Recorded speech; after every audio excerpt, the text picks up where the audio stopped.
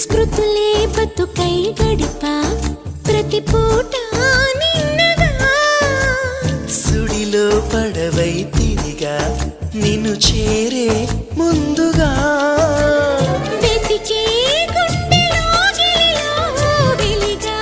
చైత్ర పాఠ్యమిలా మెరిసే కంటి పాపనలో వెలిసా నిత్య పౌర్ణమిలా ఎందుకిలా అల్లినదో వన్నెల వెన్నెల కాంతివల ఎవరో రావాలి అనువాస నేడు